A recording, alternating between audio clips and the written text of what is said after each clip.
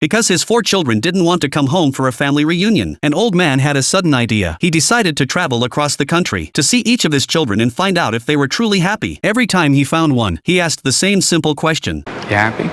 What do you mean? You happy? Yeah, of course I am. Hearing that his daughter was doing well, a quiet joy lit up the wrinkles at the corner of his eyes. So when he visited his eldest son, he hoped for the same answer. And though his son said he was happy, the old man could see something in his eyes. That slight hesitation gave it away. That's when Frank realized something. They were lying. None of them were truly happy. He couldn't understand. Why would his own children lie to him? To find out the truth, Frank asked all 4 of them to come home for Thanksgiving. But the day before the holiday, his eldest daughter called. She said she was swamped with work and wouldn't be able to make it. Frank felt disappointed, but still held on to a little hope. After all, he had 3 other kids. Then he listened to the rest of his voicemails. One by one, they all said they couldn't come, too busy with work. As a father, Frank felt a mix of emotions. But what could he say? Blame them? Ever since his wife passed away 8 months ago, none of them had returned home. When she was alive, she was the bridge between Frank and the kids. They told her everything. But now, things were different. They barely called him. That quiet distance had pierced straight into his heart. And all he really wanted was to know if they were happy. After sitting alone for a while, he made a bold decision. He would travel across the country to visit his 4 beloved children, one by one, and to make it a surprise. He wouldn't tell any of them he was coming. He packed his bags, brought all his medication, and began the journey. But he didn't know how far he could go. Before retiring, Frank had worked with protective coatings on power cables. Years of exposure had damaged his lungs. His health was fragile, and he needed medication on time. Flying was too risky, so he took the train. To everyone he met on the way, Frank proudly introduced his kids. His eldest son was a conductor, his youngest son, a painter, his youngest daughter, a professional dancer, his eldest daughter, a corporate executive. He spoke of them with pure pride. After a long day of travel, he arrived at his son David's apartment. He rang the doorbell again and again. No one answered. He waited on the front steps, hoping David was just working late. But hours passed. Still no sign. Disappointed, Frank turned to leave. But as he walked past a nearby art gallery, something caught his eye. A painting familiar brushwork. He looked down at the label. It was David's name. In that moment, Frank remembered how David used to say he wanted to be a house painter. But Frank had told him, become a real artist. Be someone important. Now, it seemed David had done just that. But Frank wondered, was it David's dream or his? The next morning, a neighbor helped Frank get into the apartment building. He knocked on David's door for a long time. No response. Trying to stay positive, he told himself David must be out of town. Then he bent down and carefully slid a letter under the door. I wanted to surprise you, but I guess you weren't home. I'll call you soon. Love, Dad. The rough start left Frank feeling low, but he had to stay hopeful because next, he was going to see his eldest daughter. On the way, he passed all kinds of travelers, but it was like he lived in his own quiet world now. He no longer talked to anyone about his kids.